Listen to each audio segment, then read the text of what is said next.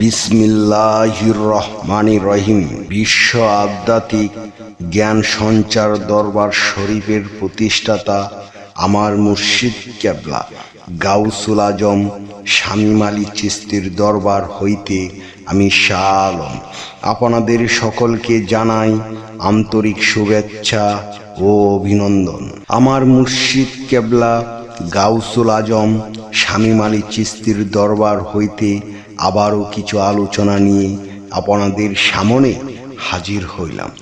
আশা করি সকলে ভালো আছেন এবং সকলেই মনোযোগ সহকারী এবং ধৈর্য সহকারী শুরু থেকে শেষ পর্যন্ত আমার এই আলোচনাটি শুনবেন। আমি যে আলোচনাটি নিয়ে আপনাদের সামনে হাজির হইলাম সেই আলোচনাটি হলেন কুণ্ডলী শক্তি কি এবং কুণ্ডলী শক্তি কয় প্রকার, এই নিয়ে কিছু তত্ত্ব আলোচনা করিব। তাই সকলেই মনোযোগ সহকারী এবং ধৈর্য সহকারী শুরু থেকে শেষ পর্যন্ত সম্পূর্ণ আলোচনাটি শুনুন।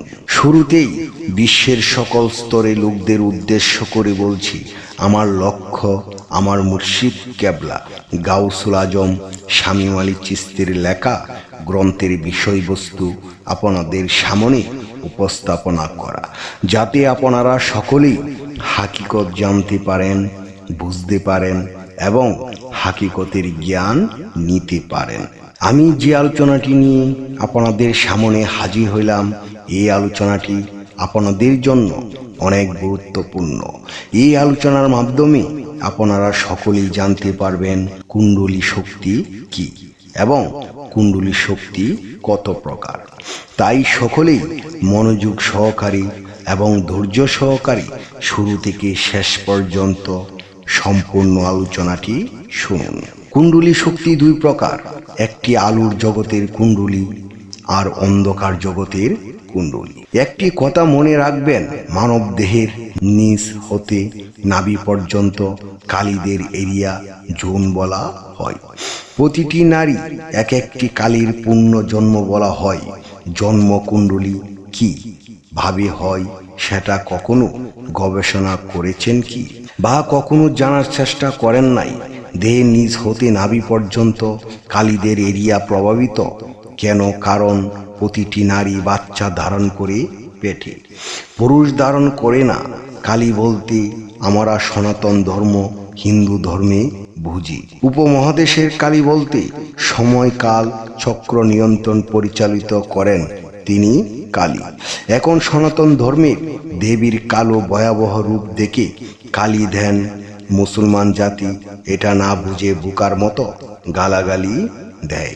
মুসলিম জাতির ভিতরে অসংখ্য কালী আছে। মুসলিম জাতির কালী আলাদা।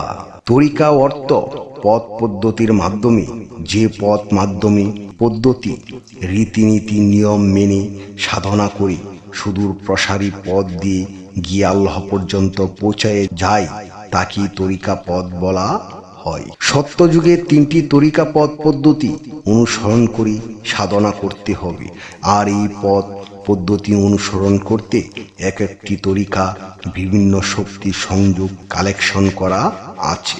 মানব দেহের নিচ হতে প্রতিভা চক্র জাগরণ করে বুকে পৌঁছাতে পারলে আলোর নূর দর্শন হয়।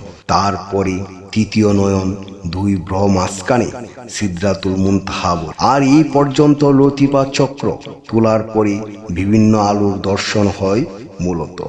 এখন আপনি মনে করেন বুকে কালবে আল্লাহ দেখবেন বা দুই ব্রণ মাঝখানে দেখবেন। এখন এই কালবে বুকে বা তৃতীয় নয়নে সিদরাতুল মুনতাহা ঘরে পৌঁছিয়ে মূল আল্লাহকে দেখতে হলে আপনাকে মানব দেহের নিজ হতে লতিফা চক্র জাগরণ করতে হবে। আর এই নিজ হতে লতিফা চক্র জাগরণ করতে প্রয়োজন হয় মুসলিম আলুর জগতের কালীর পাশাপাশি মহাদার লাগে। এই দুই শক্তি আপনাকে দেহের নিজ হতে চক্র ঊর্ধ্ব আকাশে তুলতে সহায়তা করবে। এইভাবে এক একটি স্তর ঘাটে এক একটি শক্তির সাথে সংযোগ করে পৌঁছাতে হয় মূল স্থানে। আমি যে আলোচনাটি আপনাদের সামনে করেছি, এই আলোচনাটি আপনাদের কাছে কতটুকু ভালো লেগেছে? যদি ভালো লেগে থাকে তাহলে আমাদের এই চ্যানেলটি সাবস্ক্রাইব করে দিবেন।